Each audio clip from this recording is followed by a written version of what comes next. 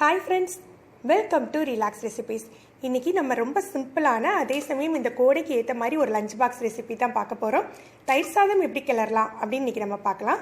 தயிர் சாதம் ரொம்ப சிம்பிளான ரெசிபியாக இருந்தால் கூட லஞ்ச் பாக்ஸுக்கு கொடுத்து விடையில் சில சமயம் கட்டியாயிடும், இல்லை சில சமயங்களில் ரொம்பவே புளிப்பு வந்துடும். இதெல்லாம் தவிர்த்துட்டு எப்படி சரியான பதத்தில் தயிர் சாதம் கிளறலான்னு இன்றைக்கி நம்ம பார்க்கலாம். அதுக்கு மேட்சான ஒரு உருளைக்கிழங்கு ரோஸ்ட்டு இன்றைக்கி நம்ம செய்ய போகிறோம். இன்றைக்கி நான் தயிர் சாதம் கிளறதுக்காக ரைஸை குக்கரில் தான் குக் பண்ண போகிறேன். குக்கரில் உள்பாத்திரம் வச்சு குக் பண்ண போகிறேன். எப்படின்னு பார்க்கலாம். நான் இங்கே 1 கப் அரிசி எடுத்து நல்லா கழுவி எடுத்து வச்சுருக்கேன்.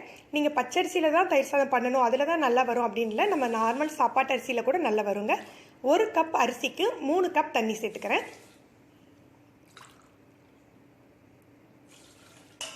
இதோட நமக்கு தேவையான அளவு உப்பு சேர்த்துக்கோங்க. உப்பு கொஞ்சம் கம்மியாக இருந்தால் கூட நம்ம ரைஸை கிளறையில் தயிர் சாதம் கிளறையில் நம்ம தேவையான உப்பு சேர்த்துக்கலாம். இதை எப்படி குக்கரில் உள்பாத்திரமாக வச்சு குக் பண்ணணும் அப்படின்னா, நீங்கள் குக்கர் எடுத்துக்கோங்க. குக்கரில் அடியில் கொஞ்சமாக தண்ணி வச்சுக்கோங்க. இந்த மாதிரி தண்ணி வச்சுட்டு நம்ம எடுத்து வச்சுருக்கோம் இல்லையா, அந்த பாத்திரத்தை அப்படியே உள்ளே வச்சு இதை ஒரு மூடி போட்டு குக் பண்ணலாம்.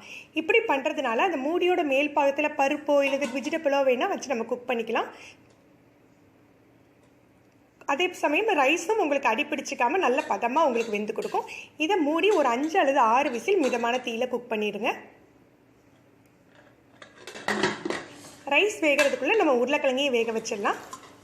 உருளைக்கிழங்கை தேவையான அளவு தண்ணி விட்டு கொஞ்சமாக மஞ்சள் தூள் மட்டும் போட்டு ஒரு 3 விசில் வச்சு எடுத்துடலாம் குக்கரில். உங்களுக்கு மசியல் பதத்தில் வேணும்னா 4 விசில் வச்சுக்கோங்க.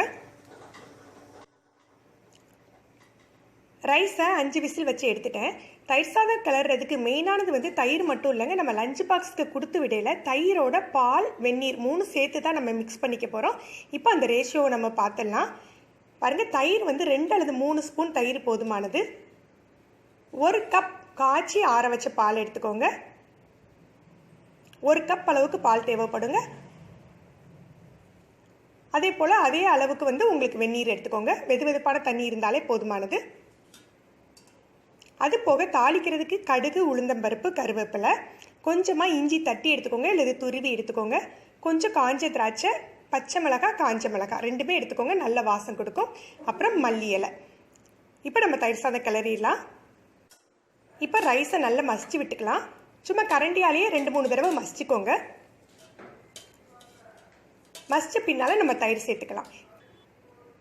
தயிர் 2 அல்லது 3 ஸ்பூனுக்கு மேலே வேண்டாங்க. அதுக்கு மேலே சேர்த்திங்கன்னா உங்களுக்கு புளிப்பு வந்துடும். அதே போல் அந்த பாலும் தண்ணியோட ரேஷியோவும் உங்களுக்கு ரொம்ப முக்கியங்க. நம்ம குழந்தைக்கு தானே கொடுக்க போகிறோம், தனி பால்லே கிளறலாம் என்ன அப்படின்னு சொல்லி நீங்கள் கிளறினீங்க அப்படின்னு சொன்னீங்கன்னா மதியம் உங்களுக்கு ரொம்பவே கட்டியாயிடும். அதனால் பாலும் சேர்த்துக்கோங்க, 1 கப் அளவுக்கு வெந்நீரும் சேர்த்துக்கோங்க. 2 சேர்த்து கிளறினா தான் உங்களுக்கு சரியான பதத்தில் இருக்கும். இப்போ நீங்கள் லஞ்ச் பாக்ஸுக்கு கொடுத்து விடலை, வீட்டுக்கு கிளறோம், உடனே சாப்பிட்றதுக்கு கிளறோம் அப்படின்னா நீங்கள் பால் சேர்க்க வேண்டாம், தயிரும் தண்ணீரும் மட்டும் சேர்த்துக்கிட்டா போதும். ஆனால் லஞ்ச் பாக்ஸுக்கு கொடுக்குறதா இருந்தால் 1 கப் பால் 1 கப் தண்ணீர் சேர்த்து கிளறி கொடுங்க. இந்த அளவுக்கு தளர்வாக இருந்தால் தான் உங்களுக்கு மத்தியானம் சாப்பிடையில் அது சரியான பதத்துக்கு செட் ஆகிருக்கும். இப்போ நம்ம தாளிச்சிடலாம். கொஞ்சமாக நான் கடலெண்ணெய் எடுத்துக்கிறேன். உங்களுக்கு எந்த எண்ணெய் விருப்பமோ அதை எடுத்துக்கோங்க. இப்போ கடுகு, உளுந்த பருப்பு, கருவேப்பிலை சேர்த்துக்கலாம்.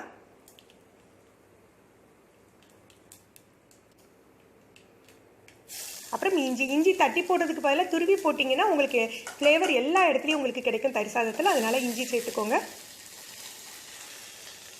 பச்சை மிளகாய், காரத்துக்கு தகுந்தாப்புல பச்சை மிளகாய், காஞ்ச மிளகாய் சேர்த்துக்கலாம். கொஞ்சமாக டேஸ்ட்டுக்காக நம்ம காஞ்ச திராட்சை சேர்த்துக்கிறோம். காஞ்ச திராட்சை வேண்டாம் அப்படிங்கிறவங்க கருப்பு திராட்சை கூட சேர்த்துக்கலாம், அதுவும் நல்ல ருசியாக இருக்கும் உங்களுக்கு.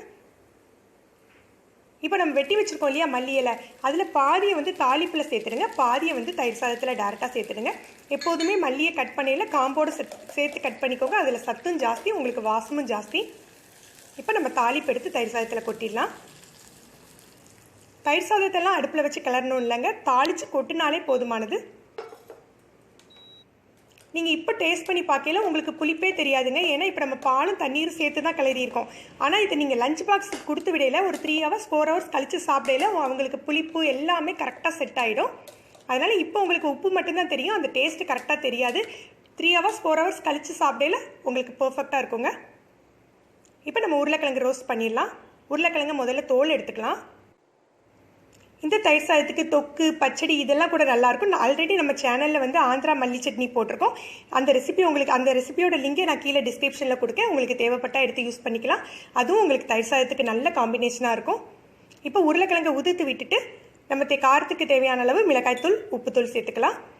நான் இங்கே காஷ்மீரி சில்லி பவுடர் அப்படிங்கிறதுனால கொஞ்சம் அதிக அளவில் சேர்த்துக்கிறேன். உங்களுக்கு தேவையான அளவு சேர்த்துக்கோங்க. இந்த ரோஸ்ட் உங்களுக்கு ரொம்பவே சிம்பிளானதுங்க. 2 நிமிஷத்தில் இதை நம்ம ரோஸ்ட் பண்ணிடலாம். இதை ஊற வைக்கணும்னு அவசியம் இல்லை. இந்த மாதிரி கிளறி விட்டுட்டு நம்ம தாளிச்சா போதும். கொஞ்சமாக எண்ணெய் விட்டுட்டு கடுகு உளுந்தம் பருப்பு போட்டுக்கோங்க.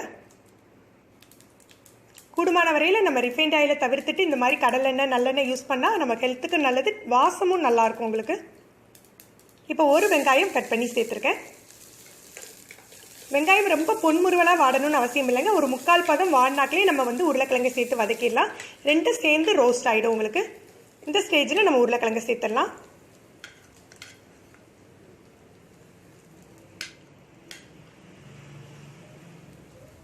இப்போ உருளைக்கிழங்கு சேர்த்து அந்த வெங்காயத்தோடு நல்லா முருவலாக ரோஸ்ட் பண்ணி எடுத்துடலாம்.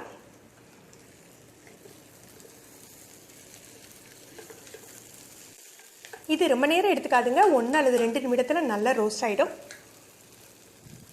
இப்போ நம்ம உருளைக்கிழங்கு ரோஸ்ட்டு தயாராகிடுச்சு.